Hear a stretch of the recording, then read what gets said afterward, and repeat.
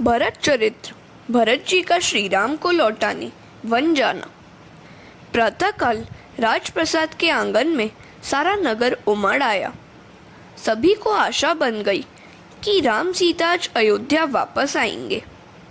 भरत जी ने कहा कि जो भी साथ चलना चाहता है वहाँ आ सकता है। ऋषि वशिष्ठ जी और अरुंधति भी रथ में सवार हुए। अब तो कैकेयी के सिर से भी कली का भूत उतर चुका था और वह राम के दर्शन के लिए आतुर हो गई थी। भरत के लिए स्वर्ण रथ तैयार किया गया, किंतु वे उसमें बैठना नहीं चाहते थे। तो लोग कहने लगे कि यदि आप रथ पर सवार नहीं होंगे तो हम भी पैदल ही चलेंगे। माता कौशल्या ने भरत को समझाया कि यदि तू रथ पर सवार नहीं होगा तो अयोध्या की सारी प्रजा को कष्ट होगा। कौशल्या की आज्ञा से वे रथ पर सवार हुए। भरत जी आदि श्रृंगवेरपुर के निकट आए तो गुहक को सेवकों ने समाचार दिया कि भरत अपनी चतुरंगिणी सेना के साथ आ रहे हैं। गुहक ने सोचा कि भरत सेना के साथ राम लक्ष्मण के साथ युद्ध करने जा रहे हैं।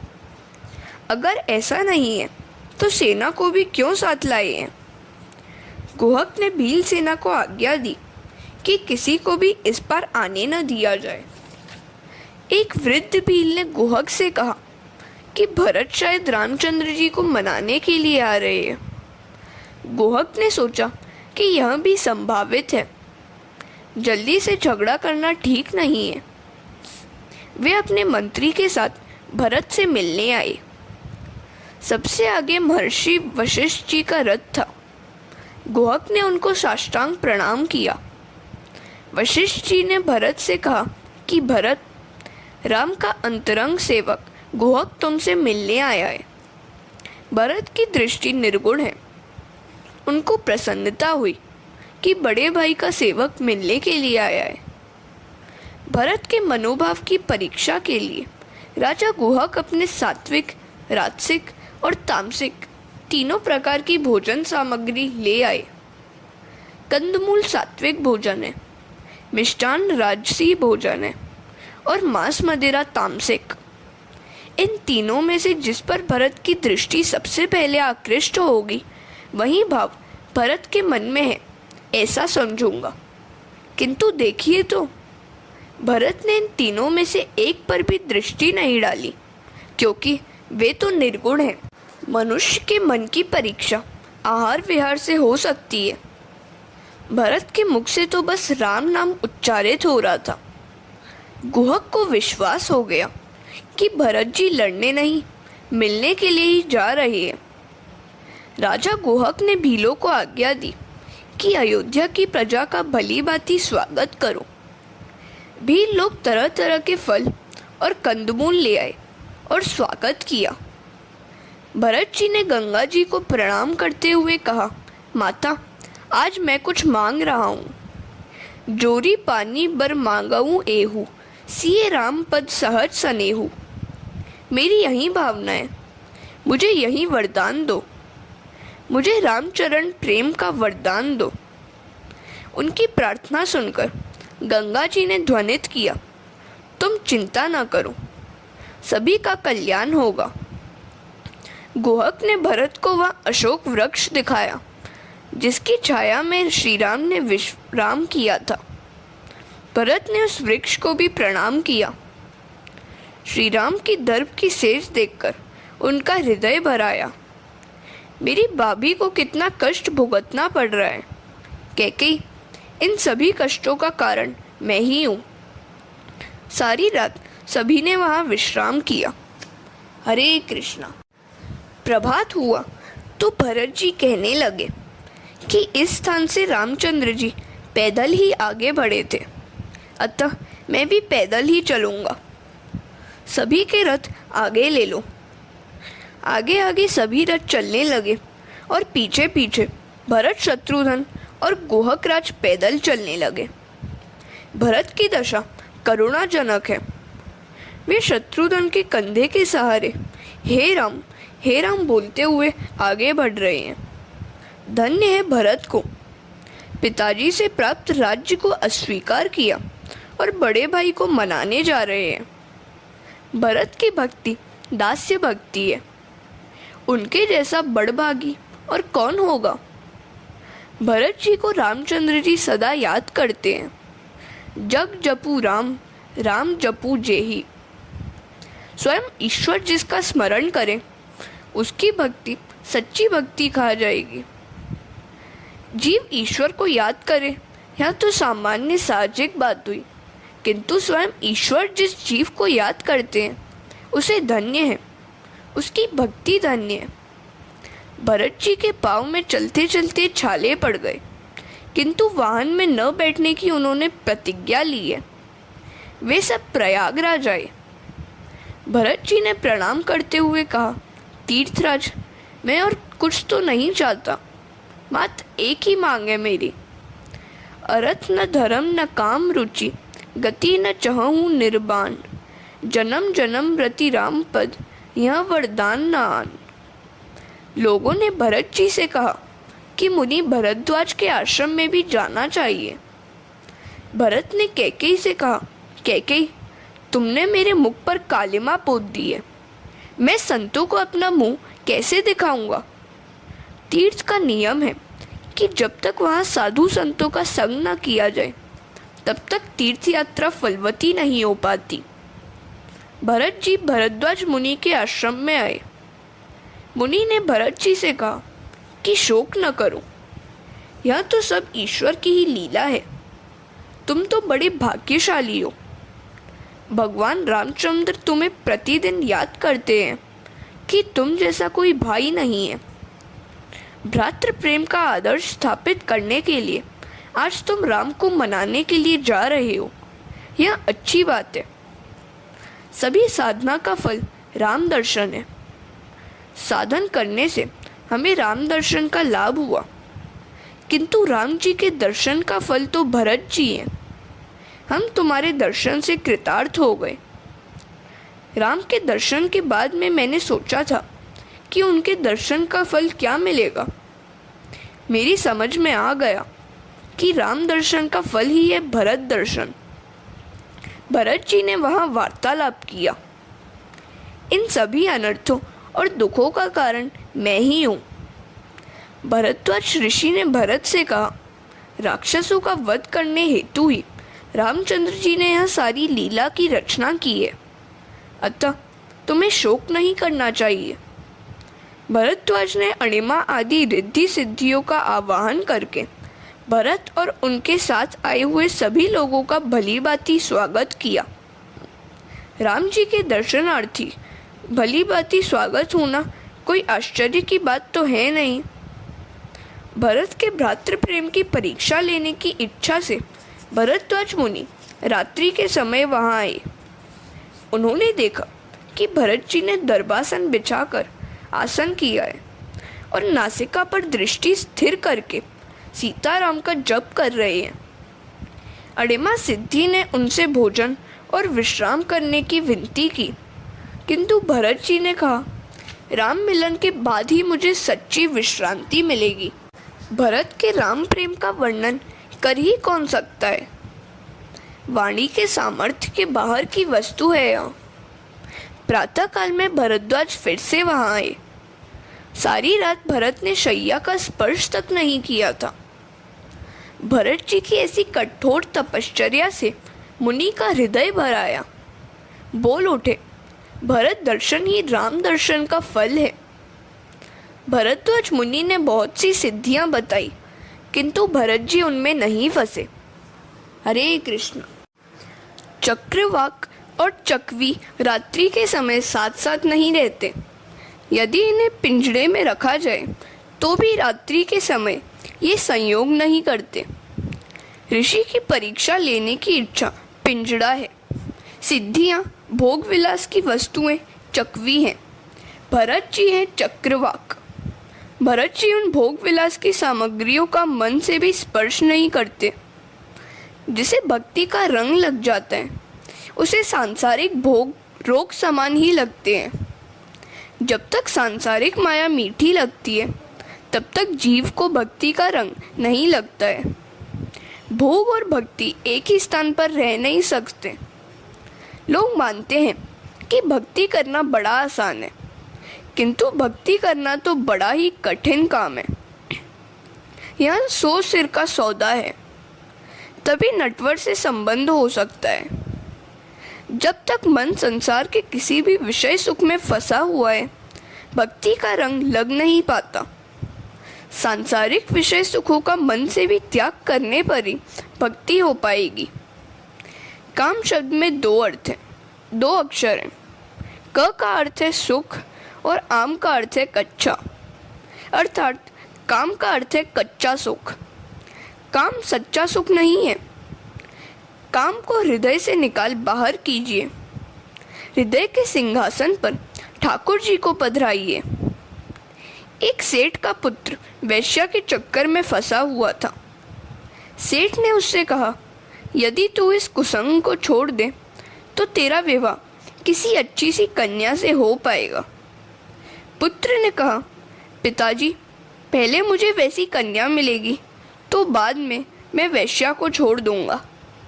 पिता ने कहा, विचार तो कर, वैश्या का संग छोड़े बिना किसी अच्छे घराने की कन्या मिल ही कैसे सकती है। हमारी भी यही कथा है। हम विषय भोग का त्याग करने की इच्छा या प्रयत्न तो करते नहीं हैं और कहते हैं कि मुझे भक्ति से आनंद नहीं मिल पाता। आनंद मिले तो कैसे मिले? भोग बाधक नहीं है, किंतु भोगासक्ति बाधक है। भोग वासना में फंसा हुआ मन ईश्वर से दूर भागता है। भरत का त्याग अति उत्तम है। अष्ट सिद्धियां सेवा करने को तत्पर है, किंतु भरत उनकी ओर दृष्टि भी नहीं करते हैं। वैराग्य के बिना भक्ति रोती है। वैराग्य नहीं है तो भक्ति थोती है। भरत की तो एक ही इच्छा है, राम के दर्शन की। मोही लागी लगन हरि दर्शन की। यह भागवत कथा ज्ञान और वैराग्य को पुष्ट करने के लिए है। भरत सीताराम के बिना विकल है। भोग के अनेक पदार्थ अपने समक्ष है, किंतु उनका मन उनकी ओर जाता ही नहीं है। सभी भोग पदार्थ सुप्राप्य होने पर भी जिसका मन वहाँ जाता नहीं है, वही सच्चा वैष्णव है, वही सच्चा भक्त है। जन्म जन्म रति राम पद, यही वरदान न आन।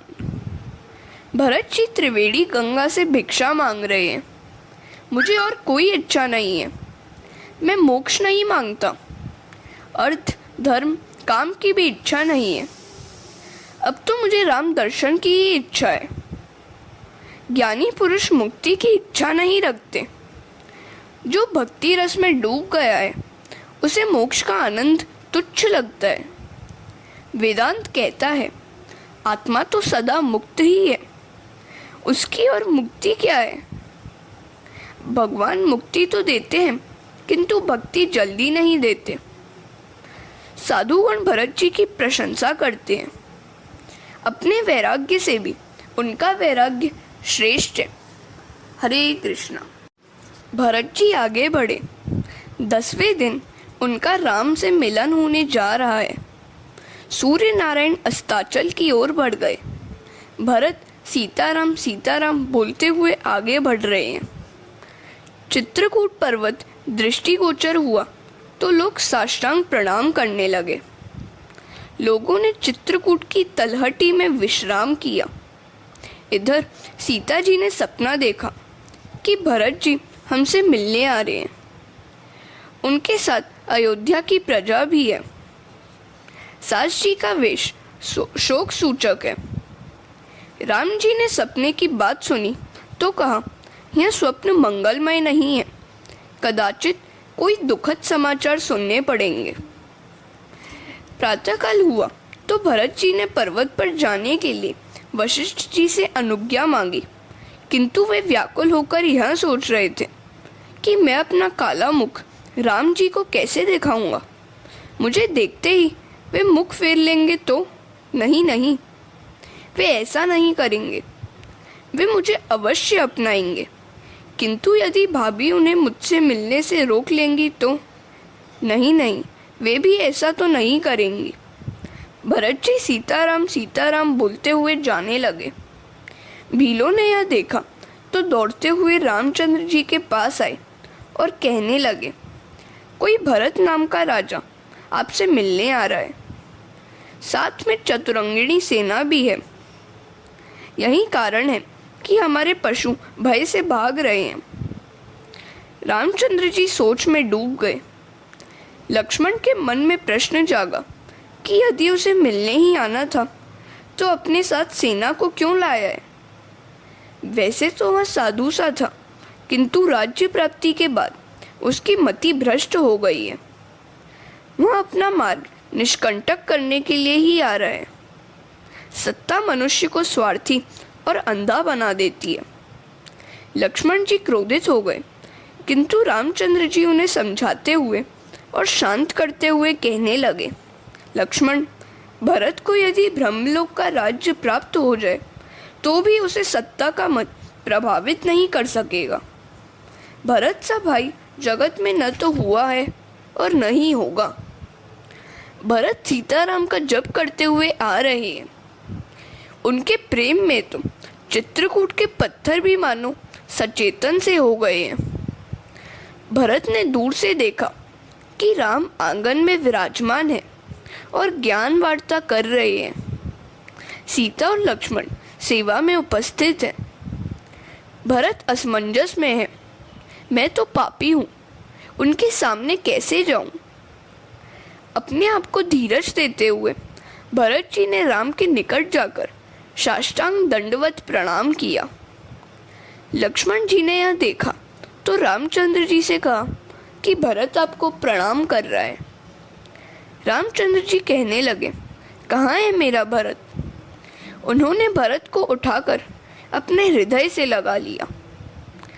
चित्रकूट पर्वत पर जीव और शिव का मिलन हुआ। हरे कृष्ण।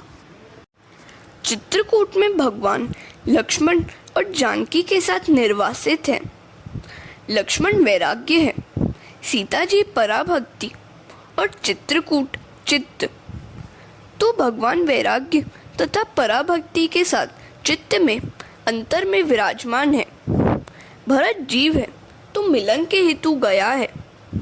उस मिलन का चिंतन या कल्पना भी पाप नाशक है। प्रभु मिलन की इच्छा तीव्र होगी तभी सुख होगा। मेरा भरत दुखी है, इस विचार से राम के मुख से एक शब्द भी निकल नहीं रहा है। दुख हमारे अपने कर्मों का ही फल है। चाहे जैसा भी दुख आ पड़े, प्रभु से मत कहो। हमेशा सोचो कि मैं अपने सुख के लिए कृष्ण को कभी कष्ट नहीं दूंगा। सदा भगवान की सुविधा का ही विचार करो। भरत के साथ वशिष्ठ जी और माता जी भी हैं। भरत ने सीता जी को प्रणाम किया तो उन्होंने आशीष दी। अब भरत को विश्वास हुआ कि इन्होंने मेरे पाप को क्षमा कर दिया है। रामचंद्र जी ने वशिष्ठ जी को प्रणाम किया और कैकेयी से मिले। कैकेयी दुख और पश्चाताप से कातर हो गई है।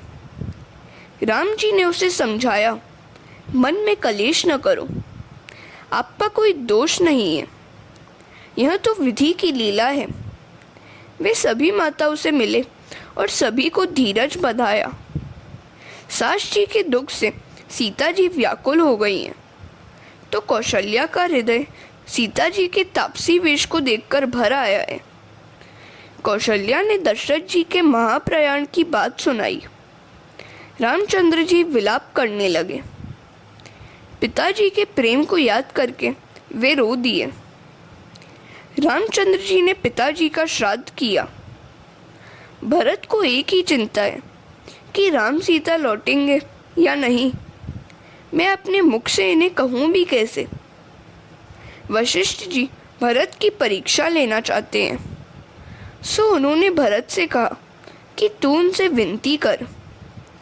भील लोगों ने अयोध्या की प्रजा का स्वागत किया। लोग उन्हें भेंट दे रहे हैं, किंतु भील तो कुछ स्वीकारते ही नहीं है। रामचंद्र के आगमन के पहले यदि उन्हें कुछ दिया जाता तो वे अवश्य ले लेते, किंतु रामचंद्र जी के दर्शन होने से उनकी मनोवृत्ति बदल गई है। रघुनाथ की दृष्टि ही चमत्कारी है। रघुनाथ जी के दर्शन से पाप छूट गया है। चोरी, मारकाट, हिंसा आदि भी छूट गए हैं। रामचंद्र जी के दर्शन से यदि चित्रकूट के अनपढ़ आदिम भीलों का तक जीवन सुधरता है, तो भी यदि हमारा जीवन सुधर नहीं पाता है, तो इससे बड़ा दुर्भाग्य और क्या हो सकता है। रामचंद्र के दर्शन से स्वभाव सुधरना आश्चर्य की बात नहीं है। अरे, उनके नाम जप से भी स्वभाव बदल सकता है। हरे कृष्णा। इधर प्रजाजन व्याकुल है। रामचंद्र जी की वापसी के बिना उन्हें शांति नहीं मिलेगी। वे कहते हैं कि भरत और शत्रुघ्न तुम वन में रहना, हम तो राम लक्ष्मण सीता को अपने साथ ही अयोध्या ले जाएंगे। भरत जी ने कहा, गुरुजी, मेरी मुंह की बात छीन ली गई है। यदि रामचंद्र जी अयोध्या वापस जाने को तैयार हो जाए, तो हम 14 वर्ष तो क्या, जीवन भर वन में बिताने को तैयार हैं। कौशल्या ने सुना तो उन्होंने कहा, यह भी कोई बात हुई क्या? मेरे लिए तो राम और भरत दोनों समान हैं। मैं किसी को गंवाने के लिए तैयार नहीं हूँ। वशिष्ठ कहने लगे, लोग मुझे ब्रह्मनिष्ठ समझते हैं। आज भरत को देखकर लगता है कि वह मुझसे कई गुना श्रेष्ठ है। राम, भरत के सुख का उपाय बताओ। राम कहते हैं, भरत जो कहे मैं वह करने को तैयार हूँ। वह अपने मन में कोई संकोच न रखे। मैं उसे अप्रसन्न नहीं करूँगा। भरत को लगा कि बड़े भैया ने उसके सभी पाप क्षमा कर दिए। उन्होंने कभी मेरा दिल दुखाया नहीं है। भरत जी कहने लगे, मैं तो आपका सेवक हूँ। आपकी आज्ञा शिरोधार्य है। आपके राज्याभिषेक का सारा प्रबंध हम करके ही आए हैं। आपका ही राज तिलक किया जाए। अयोध्या वापस लौटकर आप सबको सनाथ कीजिए। राम, लक्ष्मण, सीता अयोध्या वापस लौटे और मैं और शत्रुघ्न के साथ वनवास करूँगा, या लक्ष्मण के साथ शत्रुघ्न को भी अयोध्या भेजिए और मुझे सेवा लाभ दीजिए, अथवा हम तीनों भाई वन में रहें और आप सीता जी के साथ अयोध्या जाएं। तो राम जी ने कहा, 14 वर्ष तो अभी पूरे हो जाएंगे। उसी समय राजा जनक जी का दूत भी वहाँ आया। प्रातःकाल महाराज जनक भी आ गए। उनका स्वागत किया गया। बहुत सी बातें भी हुई। अपनी पुत्री का तपस्विनी का वेश देखकर उनका हृदय भर आया। कौशल्या ने कहा, इस भरत को समझाइए, वह वन में 14 वर्ष कैसे रह सकेगा? वह राम विरह नहीं सह पाएगा। भरत को संतोष मिले ऐसा कुछ कीजिए। जनक जी ने कहा, वैसे तो मैं ब्रह्म ज्ञानी हूँ, फिर भी उसके प्रेम के आगे मेरी भी बुद्धि कुंठित हो गई है। मैं सीता जी को अपने साथ ले जाऊंगा। बेटी, तुमने तो दोनों कुल का उद्धार किया, दोनों कुलों को पवित्र कर दिया। सीता जी ने कहा, मेरे पति का वनवास मेरा भी तो वनवास है। पिताजी, मैं आपके साथ नहीं जा सकती। आप अधिक आग्रह न करें। अब अंतिम मिलन हुआ। भरत आज्ञा मांग रहे हैं। रामचंद्र जी ने कहा, भरत, मैंने आज तक कभी तेरा मन नहीं दुखाया, किंतु आज की बात कुछ और ही है। हम दोनों को ही पिताजी की आज्ञा का पालन करना है। एक आज्ञा का पालन मुझे करना है और दूसरी का तुम्हें। भरत जी ने कहा, नाथ, मैं अकेला कैसे जाऊंगा? मुझे कुछ अवलंबन दीजिए। हरे कृष्णा।